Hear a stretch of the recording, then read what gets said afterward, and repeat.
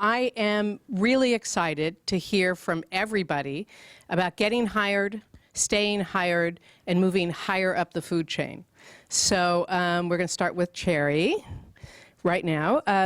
What work were you doing before you became a TV writer, and what was the smartest thing you did to become one? What I was doing before I became a TV writer was I was a writer's assistant, which I think is a smart move and an awesome job for anyone who can get it, because you get to learn about how a room works before you actually get in there yourself. I will tell this short story because Carole loves it. Do not be offended if, when you're hanging out in a writer's room, whether at your job or some other job, if someone decides to show you porn, be cool with it. And that will work out for you pretty well. What's the smartest thing you did to break into television? And I didn't have to like try because I wasn't offended by it anyway. But yeah, yes. You knew you were made for comedy. Oh my God, yeah. Vera.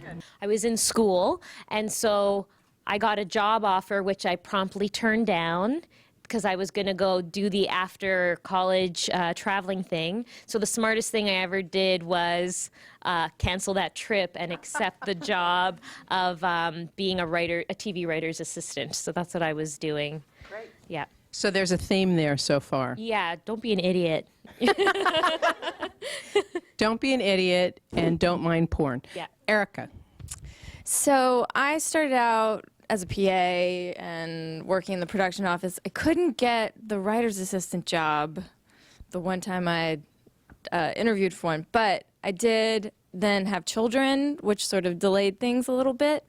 But I think the smartest thing I did was just, while I was sort of like busy with that, I just kept writing and watched a lot of reality TV, but then, you know, wrote shorts and stuff that helped me keep the muscle going. Right. Jenny. I was a book writer. I'd written like 3 books, and one of them had gotten optioned for TV, and I had nothing to do with it at all, but I kind of got to see the process and how crazy it was. And then I was getting interested in TV, and I guess when I came out here, I was living in New York City, and I came out to LA, and I was like, I gotta see what this is all about first. And I had a bunch of meetings, and I'm like, I still don't understand what's going on about TV. So then I was back in New York, and I met an executive producer on Hope and Faith at the time in New York City, and I met him at a party. And I think the smartest thing I did is, like, after I met him, I was like, I gotta be that girl who calls the next day and says, could I take you out for coffee, and would you please explain the TV industry to me? Because I just didn't understand enough, so I really needed that. And so, but it's really hard to get up that courage to do that. So I called, and his assistant was unbelievably nice, and she's now a friend of mine, and I was like, I'm the girl from the party at the bus. Is there any way he would do this? And to his credit, and I will always thank him for that, he did, you know, we had dinner, and he walked me through, like, what TV was about. And then later on, he ended up being the one to help me get a job out here. So sometimes you have to be aggressive. It's hard to make that thing, especially I think as a woman too, to make that call, but you gotta just sometimes go for it. I think you always have to go for it. May. So before I became a writer, I worked in a post-production house doing closed captioning, and I did that for 4 years, just typing other people's words, and I had applied for all the different, you know, writing programs and writing fellowships, and none of them wanted me. I was rejected, like, for years. And I had heard about the Nickelodeon Writing Fellowship, and it was fairly new at the time, so I thought, you know, hey, maybe I'll try for this one. And I got in, and so I think the smartest thing I did was kind of go off the beaten track and, you know, and do the Nickelodeon one. Yeah. Yeah. What did you do in your first interview with your first showrunner? What do you think you did that got you the gig? These kinds of meetings are usually more like they just want to get to know you and know, you know, whether they would get along with you and want to hang out with you for like 12 hours a day or whatever. It's not so much an interview as in they ask you questions. It's just kind of like, oh, tell me about yourself or whatever.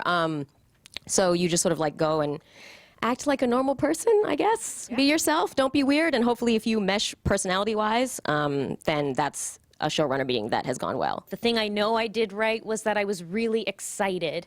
And I think when you're interviewing with a more experienced showrunner, you know, and I do it now where you just see someone who has all that zest and ideas, and it like is contagious a little bit. So I feel like that's a factor now when I meet with showrunners, or if I'm on the other side of like, oh yeah, I want to be with that person. They seem like they have a ton of ideas. My first TV job was writing for Children's Hospital on Adult Swim, and they're basically my friends, the producers. So along the way, I've helped out giving notes or feedback or helped them punch up stuff. And so when the show became a TV show, they gave me an opportunity based on that. I would say is you have to compliment the showrunner's writing because you've read their script, and I think they really do appreciate that because even though they're a big showrunner and they're seemingly successful because they have the show on the air, they're still a writer, they're still neurotic, they're still like everyone's a little insecure about their work, and they really do appreciate like hearing what you liked about their script and showing general understanding of their characters and their world. And then again, I agree with what everyone else is saying is like you have to be yourself. You have to I think it helped that I started late. I was already in my mid-30s. It's like you have to show that you have life experience and be unafraid to just tell any story, embarrassing, terrible, tragic, and and find the humor in it. And I think that really helps. I remember when I went in with my first showrunner meeting, I was nervous and I honestly told him how nervous I was and how I'm not great at these meetings. And he told me later that's what got me the job because he had been meeting with people that were, name dropping and just, putting on a little song and dance. And he's like, I didn't want to be with those people for 12, 13 hours a day. And so I think, be who you are. And I think that helped. I mean, I just told the story of how I met the person on the bus and, and that I was willing to come out from New York City, and you just share your own life because that really is what it's like in a writer's room. You really have to be willing to lay it all out there, good and bad, because that's where all these stories come from. So they want that. They need that. That's the point of the writing room. What have you done to make yourself invaluable so that you got the next gig? Well, I'm going to tell you something that I heard from a showrunner in terms of advice, especially when you're starting out at lower level and you're a staff writer or you're in the, because I was staff writer like forever. And then I slowly finally on one show, I was able to move up. But what I was told is like, you're not there to fix the problem. So being negative never helps when you're at a lower level. They want, not that you have to be a cheerleader and go team, but you're there to like, be positive and help the showrunner. Like he's driving the train. You have to trust in him and believe, and no one wants a naysayer. So you have to just believe that the higher level people will be able to fix it and just be willing to work and be a team player. Anybody else? I think also like having almost like idea stamina. It's like That's a great way to say it. Yeah, keep like not only stay on like you're on the train, but also like if someone's your showrunner, you don't want the people on your train to get tired and fall off. It's like you just like hold on like a hobo kind of thing and like keeps going. And that's what I would look for in someone. It's like I don't need you to be tired because I'm tired. I need people who are going to give me energy. So I think that idea stamina where you can't figure something out, but it's like I think I keep going, and that's helpful in a room. Everybody's going to want to know this. How did you get your agent or manager? I got my agent through a writer that I'd worked with, and I asked him, hey, can you please send my script over to your agent? And I knew that his agent was going to be at the Austin Film Festival, which I had a script that was in the final round or something. So I sort of set up this, elaborate trap, knowing that I asked my friend to send my script, and he did.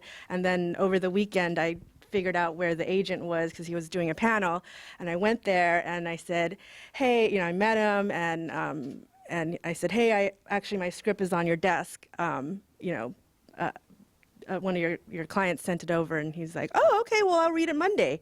And then we went out for drinks, and then Monday, he went back and he read it and he remembered me, and so I set up this coup. Jenny, did you have an agent when you got to town already? I had CAA was my book agent already for dramatic rights, and so then I met with the TV department there, and then they gave me they assigned someone to me, and I did not have a great experience with this person on the phone, and so then I was like, it kind of made me nervous because I'm like, this is supposed to be a major relationship, and so I kind of put some feelers out, and then I met with Broder when they were still Broder, Curlin, something. Blah, blah, yeah. blah. And then I met with them, and they did the whole, like, we're a small agency, we're really big at TV, and I like the small agency feel because I knew book agents from New York, and I liked always small agencies better because you do get more personal attention. And I went with a young agent too, who was hungry because I was like, oh, because I'm a young writer, and I think that's kind of the way to go. And they said you can kind of move up the ranks together. And then literally a week after I signed with them, they're like, oh, ICM bought us. So I'm like, in the meeting, you knew you were going to be a big agency, but you sold me the whole big, small agency thing. But oh well, I let that go. And so now that was how I. So you're at ICM? Yeah, so I'm at ICM. Great. So. Erica? I was sort of grandfathered into my husband's representation because I And worked. how did that happen? I just worked. I helped him and his partner out on a number of projects, just sort of on the side. And then I was hired to work on their movie. They did a movie for Universal a few years back. The agents managers were like, okay, well, now we have to get serious about what you're going to do now. And they're like, just come on. Let's not do the dance. Just you're with us now. So that's what it is. That's great. Come on, let's not do the dance. You're with us. Everybody wants to hear that. Vera? So there's kind of two parts of my life where it's my experience in Canada, and then I moved here in 2010. So in Canada, the writers I was a writing assistant for recommended me to my Canadian agent. And that's important because when I moved here in 2010, my Canadian agent had a relationship with an agent at ICM. So I did come down here, and I had met other agents at like the Banff Television Festival in Canada. And I thought I would come here because when you're at Banff, everyone's like, oh, we want to be on Team Santa Maria. And I was like, oh my God, someone wants to be on my team. But then when I came down here, they were like, yeah, we're not sure, we're not ready, you came too late, etc. So I used my Canadian agent and his relationship with an agent at ICM, and that's the agent I ended up going with. So That's great. And that's so show business. We want to be on Team Santa Maria. And then, yeah, you're cut from the team. Like, before I even started, Cherry. My manager introduced me to my agent, so that's how that happened. But I got my manager because before I was a writer's assistant, a couple jobs before that, I was the assistant to a TV producer at a management production company. So literally, I was, sitting at the desk answering phones next to the assistant of the woman who eventually became my manager. And so I just knew her just personally, seeing her every day. Sometimes I'd cover her phones too. And I'd been told coming in by the person who'd had the job before that, hey, this manager is great. She's really open to new writers. If you want to ask her to read your spec script, she'll totally do it. And it took me months and months of being too scared to do it, but I finally asked her to do it. And that's sort of how that came about. That goes back to being an assistant, and sometimes that can really Being an help. assistant, sometimes it can help. You can meet people through a job in the industry. Absolutely.